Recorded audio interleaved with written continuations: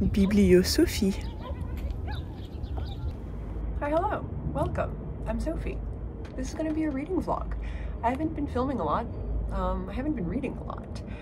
Today is the 18th, and as of today, I've yet to finish a single book in March. And I didn't read that much at the end of February either, really. So definitely not on a big reading kick. This is, I think, the least I've read in 3 years, probably.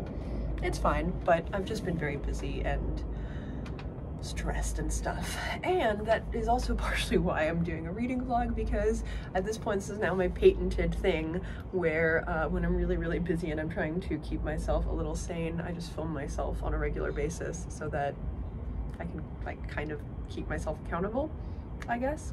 But I also have actually started reading a little bit recently.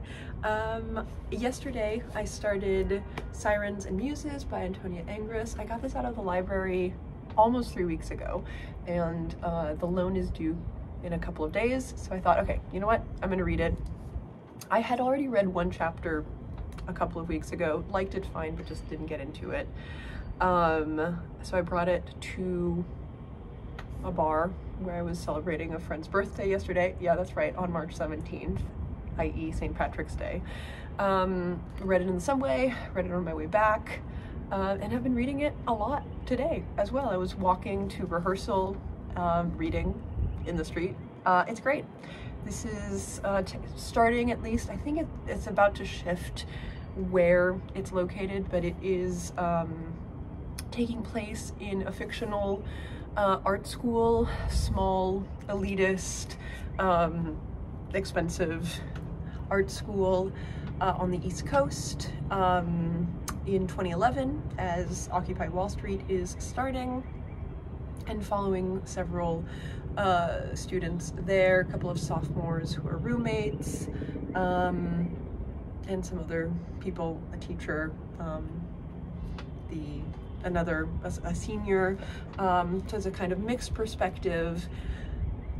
So far, it's great.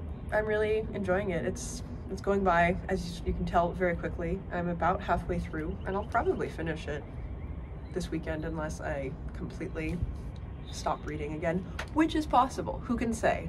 So yeah, that's it. That's kind of the plan. I'm gonna do some more practicing. Gonna eat some food, but first I'm gonna take in a bit more sunshine because it's really gorgeous today. That's why I'm filming from outside. All right, ciao. Well, shockingly, I finished the book just now in the subway. I've had a very long day. I'm not gonna talk about the book now, I think, because I'm very tired and I wanna have a bit of food before I have to teach.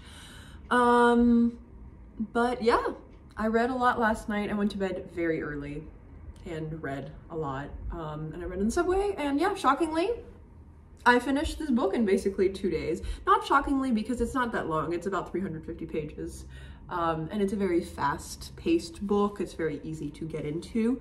But given my current kind of track record of reading or not reading, I was a little shocked that I managed to finish it before I need to give it in. It's due in 3 days. I got a library email about that. So yes, I'll talk about it more, maybe in the future, but my update is I read it, I liked it, I had a long day of morning gig and rehearsal afternoon. And now I'm gonna eat some pasta, which is wonderful. All right, I have about 8 more minutes on my timer for this. Welcome to a behind the scenes of my unusual beauty. I'm currently bleaching my hair, and while I wait for my timer to go off, I'll talk about Sirens Muses for a hot second.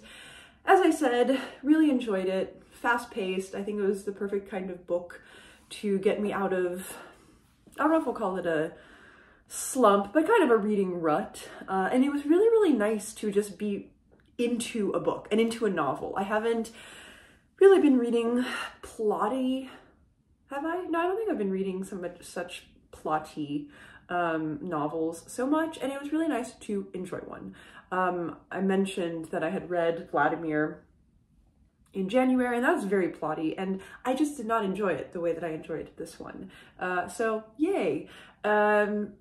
Let's say very mild spoiler alert here. I don't know how much I'm going to get into it, but just if you want to be deeply unspoiled, in short, I recommend the book, and I can just leave it at that. But if we get into the storyline just a little bit more, the first half is following the 4 characters that I mentioned when I was talking about it yesterday.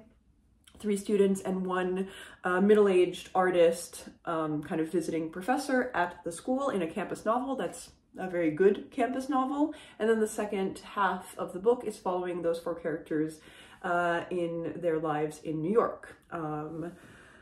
And it's just nice.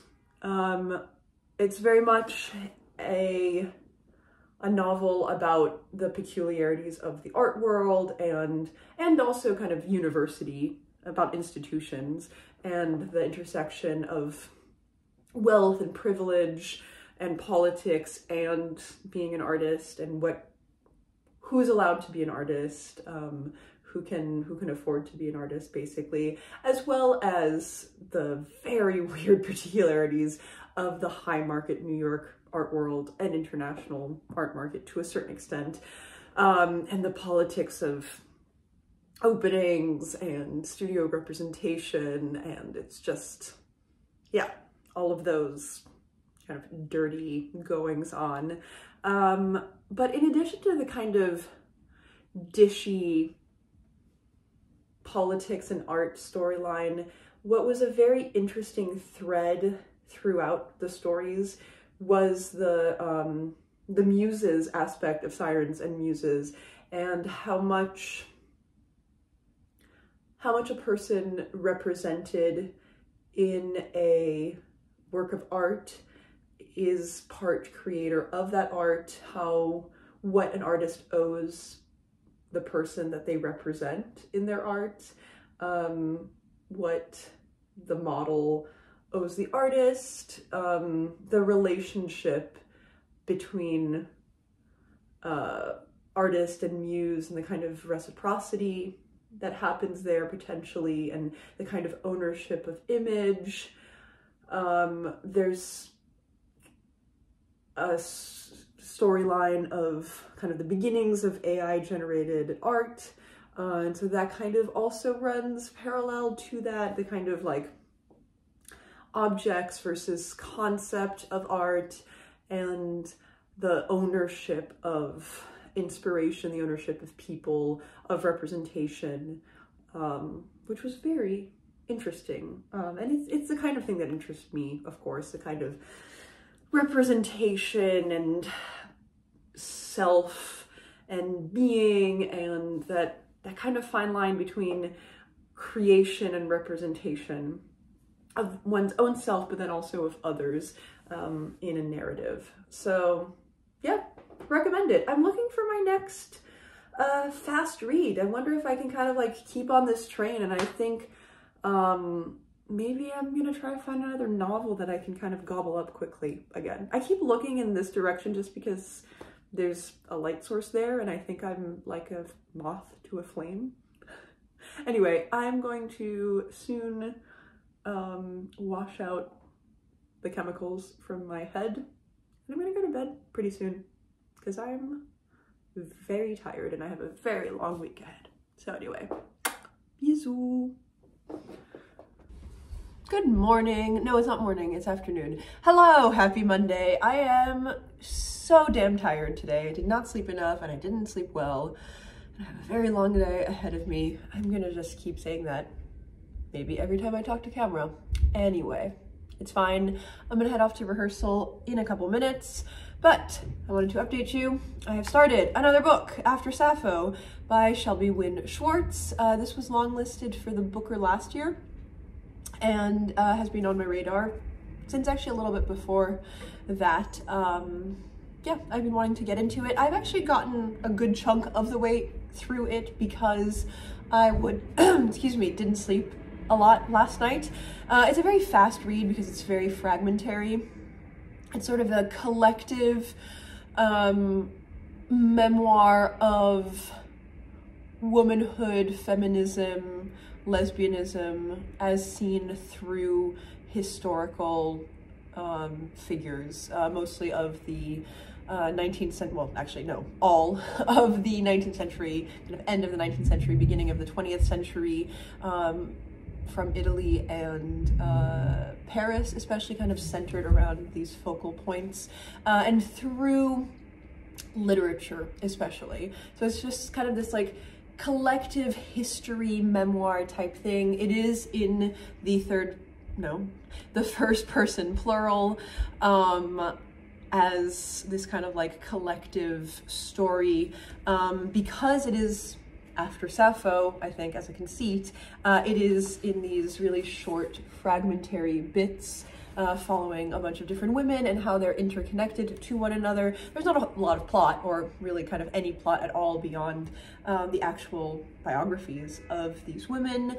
Yeah, it was a very intriguing thing to me. It is good.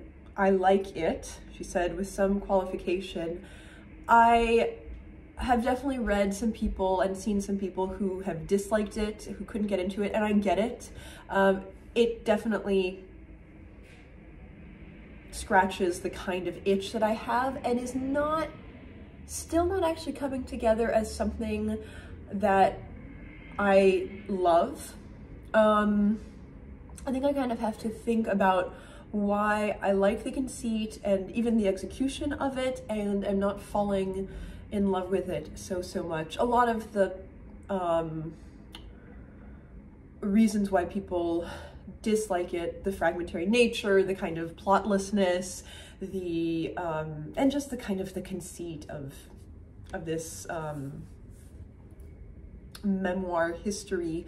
Yeah, I get it. I was reading comments on StoryGraph of or reviews from people, and a lot of them I fully disagree with, in that it's written in this like unapproachable way. It's not at all. The language isn't overly florid, or I think somebody mentioned that it had a bunch of purple prose, which I think is florid prose. I actually don't know, but it's not at all, in my opinion, difficult to approach in terms of the actual reading of it. It could be difficult to approach in terms of getting any sort of emotional investment in it, because you're not just following, you know, a character or a series of characters having a life. I listened to it a little bit on audio and I hated it. The narrator is good. She has a good voice. It's fine. I hated it for a couple of different reasons, one of which I think is definitely worth mentioning. I think it is definitely better to read it, because it is about connections of things, especially through writing. I do think that the process of reading it on the page makes it better. It was definitely way more abstract and annoying, not even annoying, but just kind of more difficult to get into when I listened to a small section of it. And then the other one, which is not going to bother other people necessarily as much, is that there's a lot of French and Italian, and the pronunciation of both is understandable, but it is not right. And that's fine if it's fine, and if it's not fine, it's not fine. So for me personally, I just kind of an allergy. I can't do it, can't hang with it. But even if you don't have my particular squeamishness, I suggest reading it as an object, maybe. I think it's overly abstract when you're listening to it. But I would love to hear somebody say the opposite, because I could sort of see that also being the case, that you can't get into the vignettes on the page and that they become more real as performed by a voice. So my opinion is my opinion. All right, bye.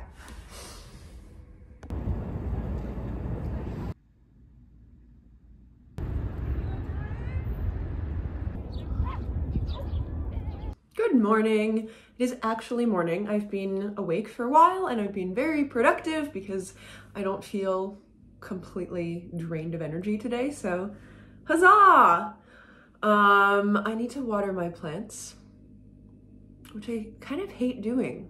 I didn't used to hate watering plants, but now I find the activity very overwhelming, so whoops-a-daisy. I took a nice walk this morning. It's gonna be bad weather for the next few days, which I'm very despondent about. So I tried to take advantage rather of the sunshine a little bit, returned Sirens Muses to the library because I think it's due either today or tomorrow.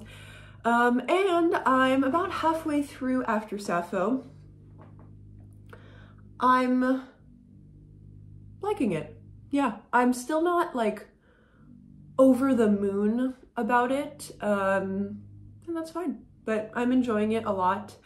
I still don't think that the language of it is unapproachable, but I realize probably something that's unapproachable for people is how interconnected and contextual it is, and so I definitely have the advantage of already knowing a lot of the historical characters being portrayed, of knowing Italian and French, and just kind of like already swimming in that world. So sure, I get it. If you're not comfortable with already that history and that kind of cultural movement, it might seem more overwhelming. Also, if you're not comfortable with grammar, because there's a fair amount of talk every so often about the act of translating Greek. It is, after all, built on this concept of diving into Sappho and Sapphic verses. So there is just kind of like grammatical jargon, and I guess that's overwhelming for people. I can imagine that that's something that could be could seem unexplained to people. But I still fundamentally disagree that it's fluffy prose. It's very much just readable. So that I will hold on to that. I've also been reading or listening to Rachel Aviv's Strangers to Ourselves, which came out last year. And this is an exploration of mental illness and how mental illness gets categorized and treated, but especially how it affects people's perceptions of themselves and kind of how we build identities through mental illness and as a result of mental illness, and how it interacts, kind of how identity interacts with mental illness and mental illness interacts with identity. I've just started it, and so far I'm liking it a lot. It's very much a kind of a personal history chronicle, memoir-ish sort of bent to the question rather than a purely scientific one. She's following, I think she's going to follow 5 case studies, 1 per section, and I've read the first one.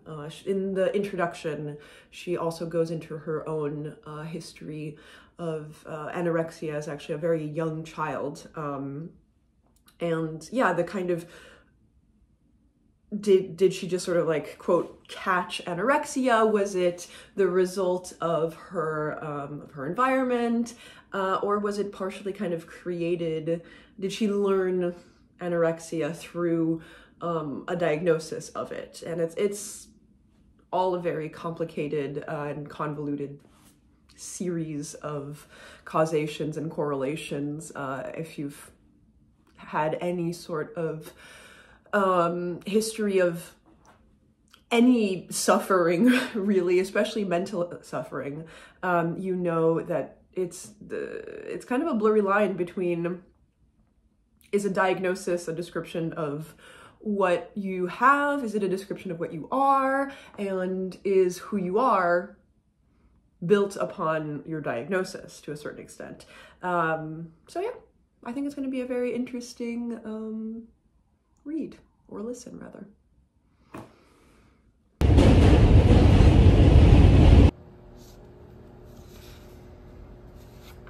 Parce que je suis en train de faire un vlog en ce moment. Bonjour mesdames.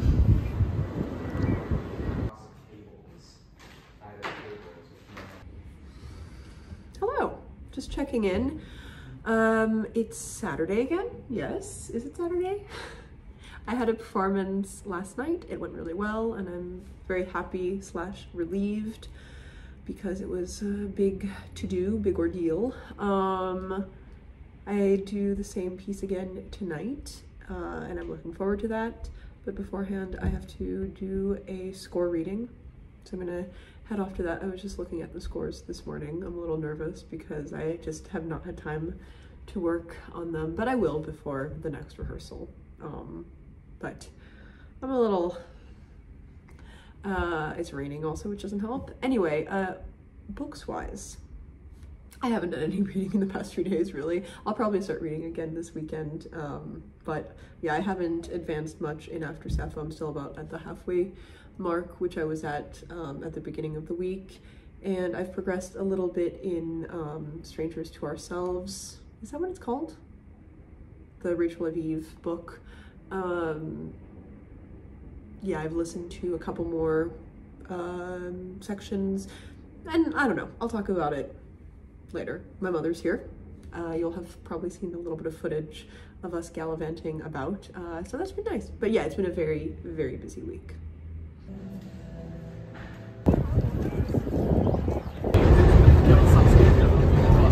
In my stomach, so I'll pick that up. For context, this is the other side of the camera. This is my tripod situationship.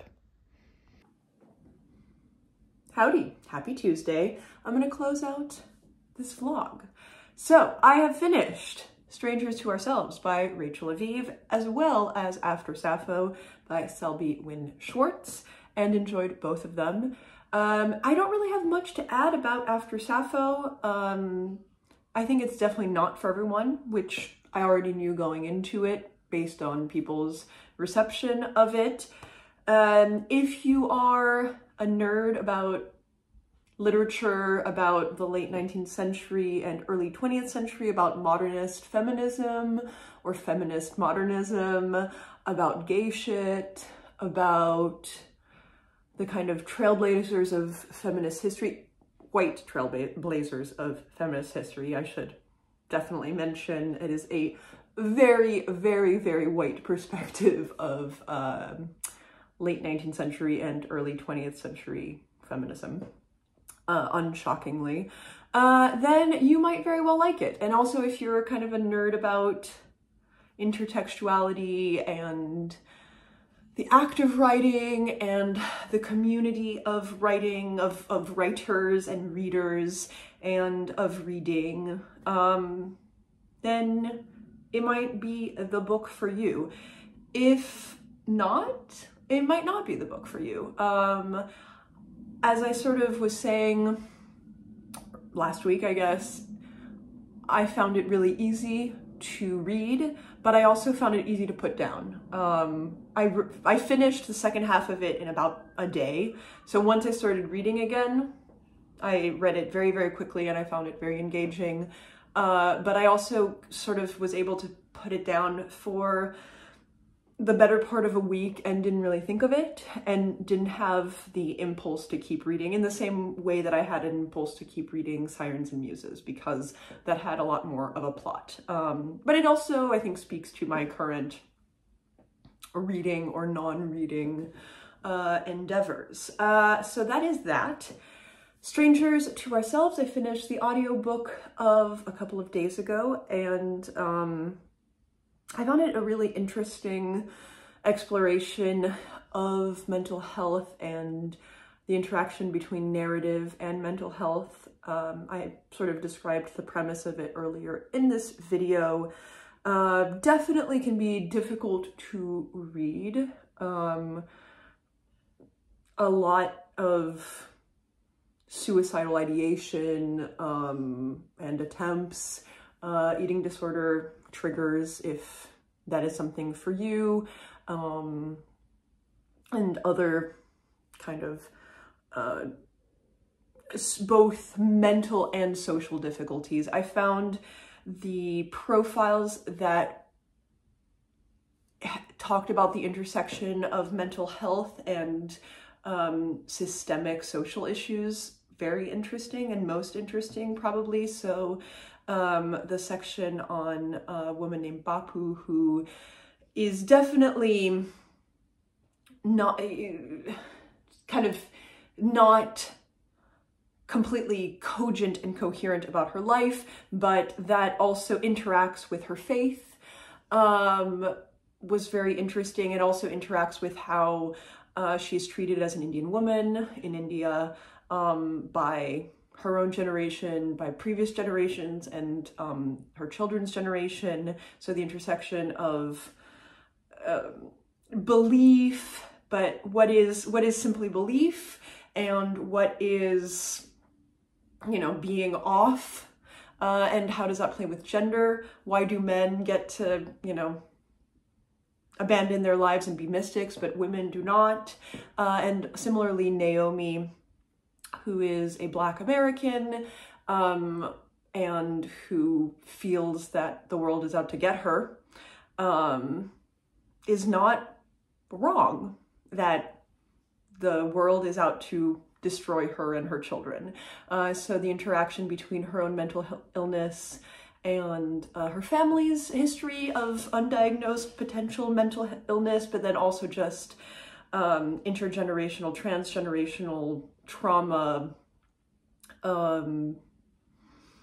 and both the genetic and generational aspects of mental health or ill health, I found really, really interesting. And it is, of course, something that isn't covered nearly as much. This is my point of clarification. Insert by something here, I particularly mean how racism and poverty and class interact with perception of mental health and with the disintegration of mental health as well, in addition to generational and genetic factors.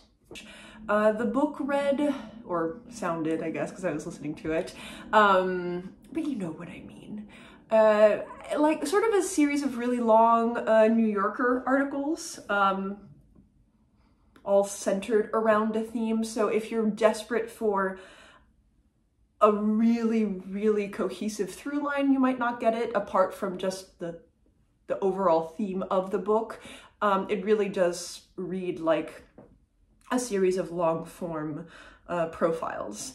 And then also it is partially kind of a memoir and Aviv's own ruminations on her mental health history and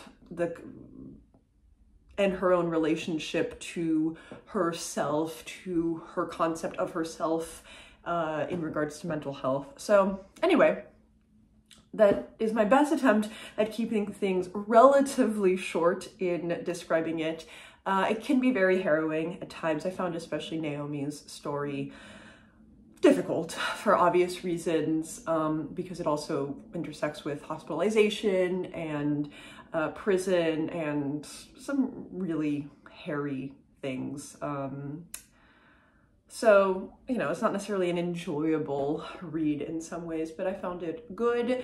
I have been reading again on and off. I'm trying to kind of tick off some of the things that I have been dipping into since the beginning of the year, and I had started briefly Notre, chère auteur, vieille auteur, excuse me, by Anne Serre, which translates to, I guess, our dear old lady author. So I'm going to try to finish this before the end of the month. I'm going to give myself this goal. It's extremely short. It's like 150 pages or something. Not even, no, it's like 120. And I've read about 50 pages of it. I've been only reading it backstage on Sunday mornings because it's very slim, so I just stick it in my folder.